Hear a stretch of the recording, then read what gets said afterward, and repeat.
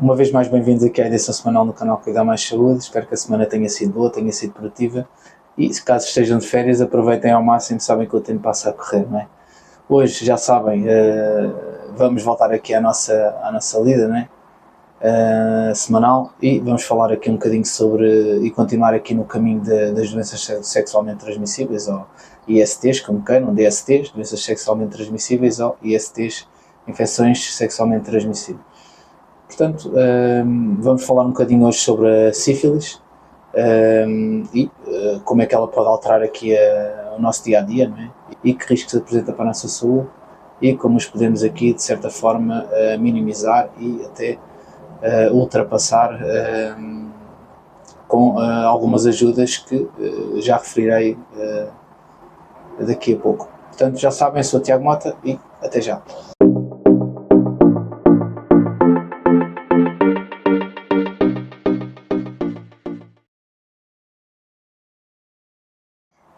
Então, bem-vindos de volta aqui ao canal. Hoje vamos então, como disse, falar sobre a sífilis. Não me vou alongar muito, visto que os vídeos têm sido muito longos, principalmente agora na altura de férias, não é? Temos mais que fazer queremos algo rápido, informação rápida e que seja o mais fidedigna possível, e é esse o meu intuito também aqui junto de vós. Portanto, hoje vamos então falar sobre a sífilis, que é uma doença sexualmente transmissível e é provocada aqui por uma bactéria, e essa bactéria é dominada por o Treponema pallidum. Portanto, essa bactéria transmite-se normalmente por via sexual, vaginal, anal e também oral. Portanto, essas são as três vias que normalmente são aqui as vias principais de transmissão desta bactéria. Pode também ser, de certa forma, transmitida de mãe para filho e, nesse caso, é denominada por via vertical, é o que nós denominamos, portanto, por via vertical, e essa via vertical não é mais do que a transmissão de mãe para filho. Portanto, até durante a gravidez pode haver aqui uma transmissão desta mesma doença, mas que normalmente é mais comum acontecer por via vertical, que é mesmo de mãe para filho, e normalmente denomina-se, aliás, nesses casos, por sífilis congénita. O contágio pode ocorrer em qualquer fase da doença, ok? Portanto, vamos ver aqui à frente que esta doença se distribui ou se divide por várias fases. Essas mesmas fases de doença dominam-se por três, não é? Portanto, a fase primária, a fase secundária e a fase terciária ou tardia. E temos então uma fase em que não há qualquer tipo de sintomas e acontece que é uma das fases que é denominada por fase latente, ok? A fase, começando aqui pela fase primária, é uma fase que apresenta normalmente alguns sintomas, não são os sintomas mais graves, são os sintomas que muitas vezes passam um bocadinho ao lado e a pessoa, por alguma razão, e visto que tem uma resolução, pelo menos clínica, à observação espontânea, portanto acaba por se resolver sem nenhum tipo de intervenção exterior, não é? Antibióticos ou outro tipo de tratamento, não é? E por assim dizer, a pessoa vê aqui alguma alteração, muitas vezes física, alterações tegumentosas a nível da pele, e como se resolve em pouco tempo, acaba por não procurar ajuda junto do profissional de saúde e acaba por não levantar muitas questões relativamente àquela alteração.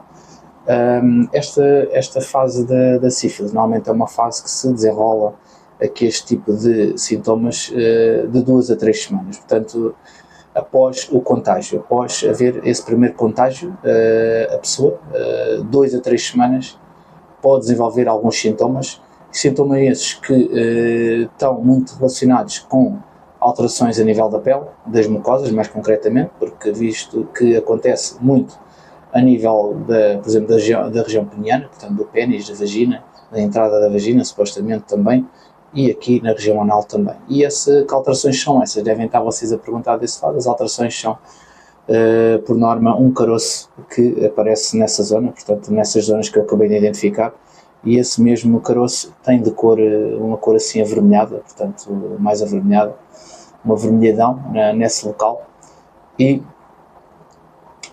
com alguma dureza, não é? À palpação, ao toque, e acaba por muitas das vezes se resolver espontaneamente, como eu acabei de dizer. Portanto, Por vezes, esse mesmo caroço transforma-se aqui em alguma lesão, o género de uma úlcera, uma ferida, e essa ferida, pronto, acaba por estar, por vezes, sangrante.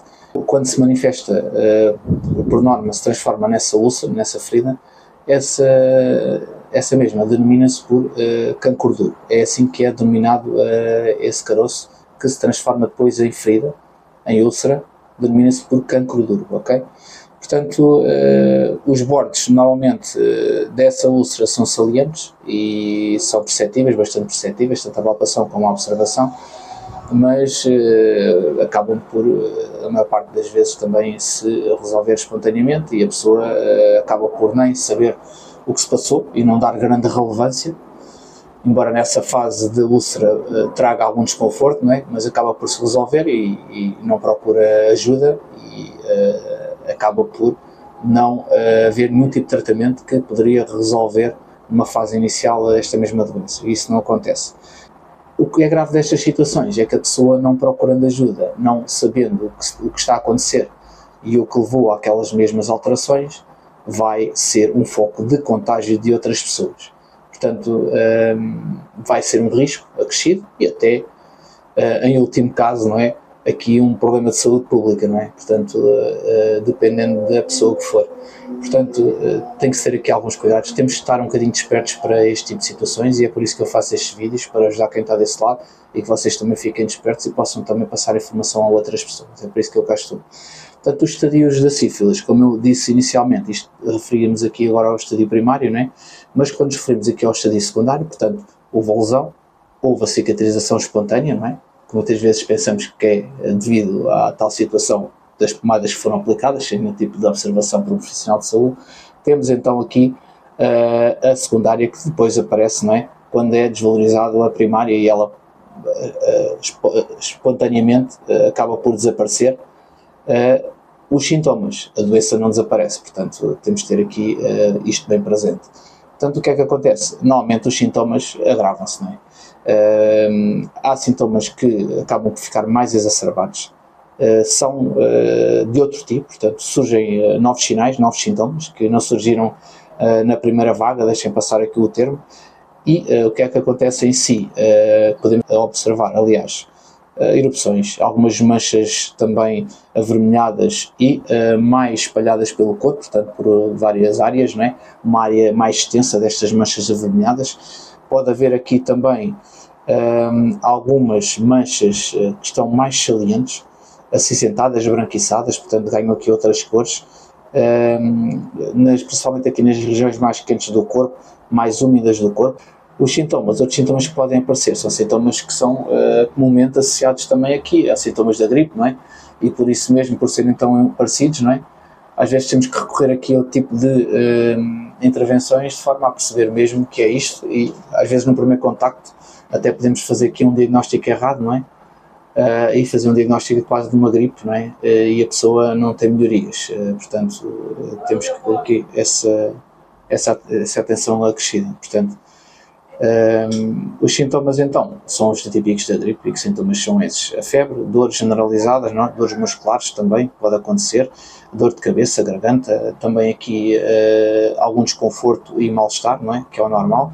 Normalmente os nossos gânglios, o que acontece muito quando há aqui infecções virais, mas também bacterianas, temos aqui um edema dos gânglios que se associa muito à região aqui do pescoço, nas axilas, nas virilhas, não é? Essas zonas principalmente inguinais, que são as virilhas, esta região aqui do pescoço, são zonas onde são ricas, aliás, em gânglios linfáticos, e esses mesmos gânglios podem ficar realmente aqui mais edemaciados, mais inchados, não é? O que revela que há aqui alguma infecção sistémica e que o corpo está a tentar combater contra essa mesma infecção, não é? Mas por vezes precisamos aqui de alguma ajuda e nesta fase com certeza que não é exceção.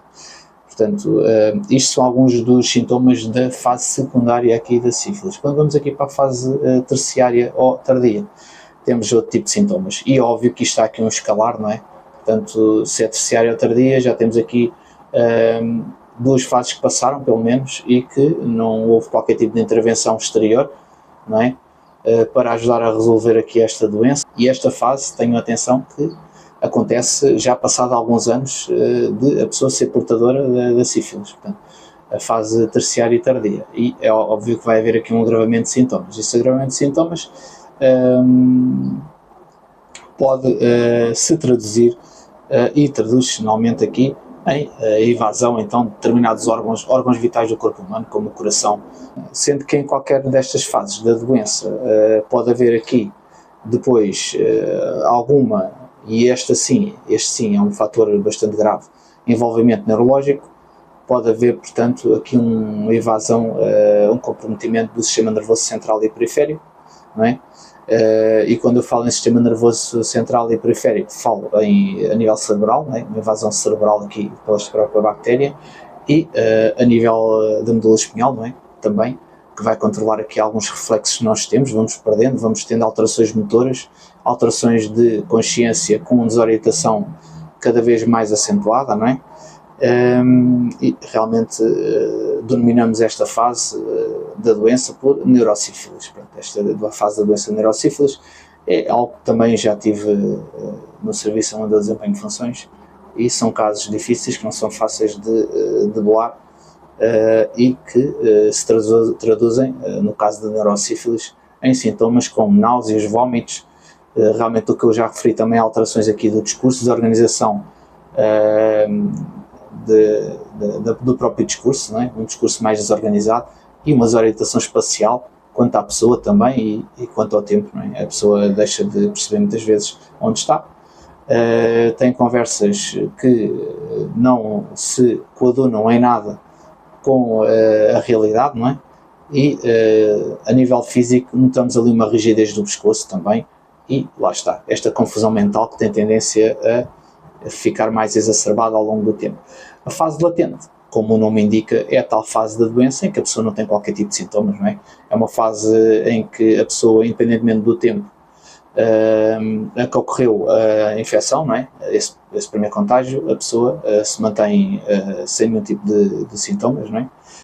O diagnóstico, como é que é feito? O diagnóstico pode ser feito aqui de algumas vias, através dos sintomas, da história contada pelos doentes, não é?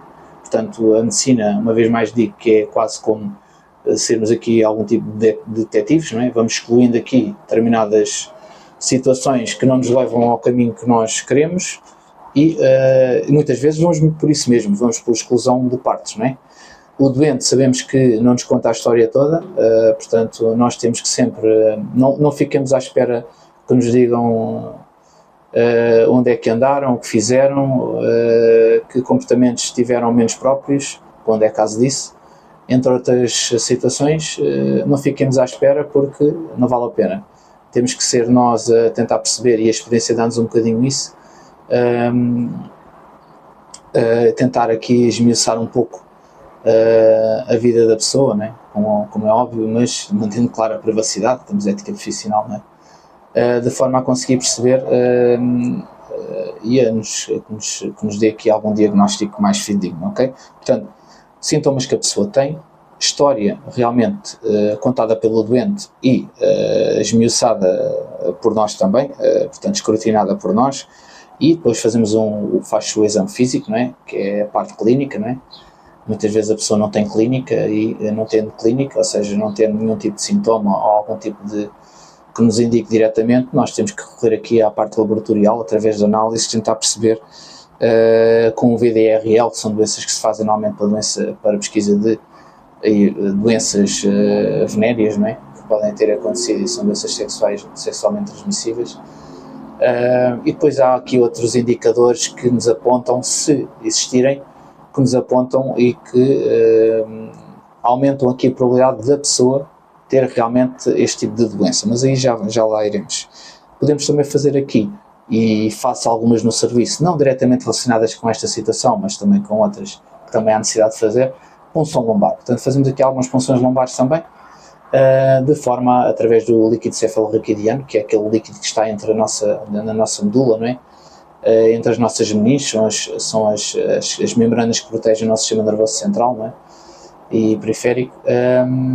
Existe esse líquido, e esse líquido muitas vezes está contaminado e dá-nos aqui um diagnóstico, pode-nos dar aqui um diagnóstico de sífilis quando há feito uma pesquisa laboratorial desse mesmo líquido, ok? Através de uma punção lombar, e aí podemos saber se há neurosífilis, ok? Isto é para os casos de neurosífilis.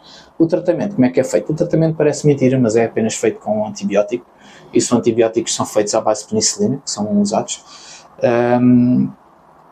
sempre que as pessoas não sejam alérgicas à penicilina, também acontece, infelizmente. Mas também existe aqui outro tipo de alternativas, está bem? Pronto, isso pode acontecer. Portanto, sendo o tratamento feito à base de penicilina, quanto mais cedo se começar a fazer este mesmo tratamento, de forma a debelar aqui esta doença, melhor serão os resultados, como em todas as doenças, ok? Portanto, o tratamento precoce aumenta significativamente aqui a taxa de cura, não é? De cura da doença, e previne outras situações mais complexas, e entre elas a neurosífilis, ok? Que já vai ser mais complexo depois do tratamento. Pronto. Habitualmente, o que é que fazemos? A pessoa não faz o tratamento com o antibiótico e vai para casa, e acaba o antibiótico durante aqueles X dias e está feito. Não. Conforme vai fazendo o tratamento, nós vamos vigiando aqui algumas alterações clínicas que possam surgir, ou seja, da observação, sintomas, sinais, se esses sinais e sintomas atenuaram, se não atenuaram, se há necessidade, e vamos fazendo aqui também controle a nível laboratorial, ou seja, análise ao sangue, não é? Quando eu falo em laboratorial, é sempre análise ao sangue, de forma a depois haver aqui as ditas análises no laboratório. Portanto, há aqui controles frequentes ao longo da semana, caso a pessoa esteja internada, caso a pessoa esteja em domicílio, a pessoa dirige aos sítios para fazer esses mesmos exames, não é? Caso não haja necessidade, e vai-se fazendo aqui um controle analítico assíduo, de forma a perceber se está aqui a haver uma evolução positiva e a dita observação, como eu acabei de referir. Em casos mais avançados e graves, pode haver aqui realmente uma vigilância mais que se alongue no tempo, não é? Mais prolongada, ao longo até da vida da pessoa, em casos mais extremos, ok? Em casos em que, lá está, não foi detectada esta mesma doença, a sífilis, então numa fase precoce, e já apanhamos aqui uma fase tardia, uma fase terciária, portanto, pode acontecer. A nível da prevenção, a prevenção é algo simples, não é? É algo simples, mas que nem sempre é feito, porque as pessoas, e cada vez mais, embora haja muita informação, e cada vez mais informação também, mas as pessoas cada vez mais também andam embranhadas no trabalho, embranham-se no trabalho e estão focadas em determinadas situações e têm N coisas para fazer, a exigência laboral é cada vez maior, a competição laboral, o dia-a-dia, a azáfama é cada vez maior, e as pessoas não pensam, e lá está, às vezes têm estes sinais iniciais da doença e como se resolve espontaneamente, acabam por não dar grande relevância à situação em si, ok? Portanto, das medidas que podem ser tomadas é básica, não é? No dias de hoje, a pessoa em relações sexuais tem que usar sempre o preservativo, não é? Que é este método aqui de barreira, e é algo muito simples que evita aqui o contágio, caso se saiba ou caso não se saiba, que acho que quando se sabe até é mais fácil fazer essa prevenção, não é? Se suspeitarmos então que há aqui algum tipo de infecção, mais cuidado ainda devemos estar a ter, e até se formos nós próprios que estejamos infectados, não é? É um caso então até de civismo também, portanto temos que ter estas coisas em mente. Evitar então estes comportamentos de risco. E que comportamentos são estes riscos? Por exemplo, ter parceiros frequentes diferentes, não é? Vários parceiros sexuais e não ter nenhum tipo de cuidado, e a pessoa até estar infectada e a outra está infectada e não há problema nenhum porque estamos os dois infectados. As coisas não funcionam nestes moldes, ok? Portanto, funciona um pouco como o HIV. Portanto, temos de ter aqui cuidados acrescidos, temos de ter civismo, temos de ser responsáveis também, não só por nós, mas pelos outros, ok? E ter aqui medidas realmente que previnam, de certa forma, o contágio e a disseminação aqui desta mesma doença, ok? Ainda vamos pôr aqui em risco os parceiros sexuais, não é? Temos de ter isso em mente. O que é que podemos fazer de forma a que se previna também, não só esta prevenção mais lata, mais generalizada, mas também a nível de rastreios que existem.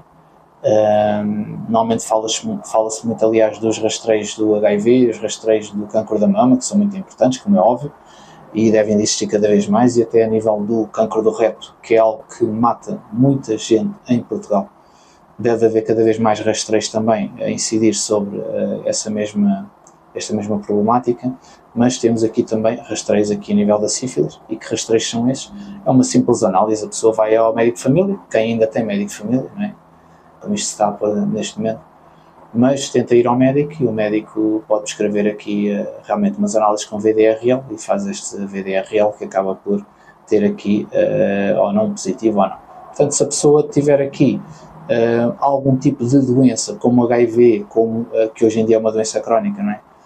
Como outro tipo de doença sexualmente transmissível, e eu falo de gonorreia, outro tipo de doenças, normalmente tem um fator acrescido ou tem aqui um indicador que pode ter outro tipo de doença.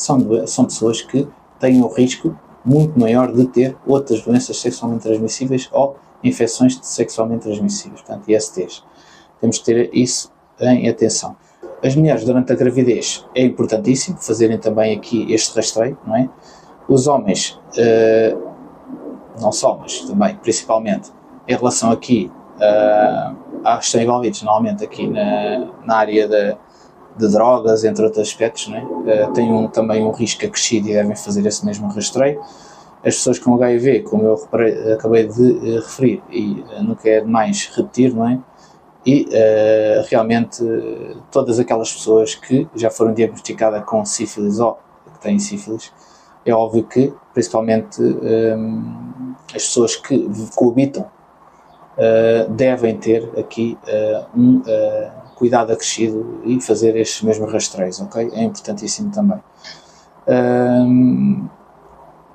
E para verem o quão importante é estes rastreios, o número de pessoas que acaba por revelar positivo nestes mesmos é bastante elevado. Portanto, só aqui vocês veem a importância de pessoas que podem ser tratadas de forma precoce e evitar futuros contágios desta doença. Portanto, hoje, como viram, não foi assim tão longo o vídeo. Portanto, hoje ficamos por aqui. Agradeço uma vez mais estarem desse lado aí aqui no canal, o que já sabem. Semanalmente estou aqui, principalmente ao sábado, não é? Fundamentalmente ao sábado. Já sabem, deixem o vosso like, subscrevam o canal e partilhem nas redes sociais. Já sabem, Tiago Mota, até sábado que vem e um grande abraço.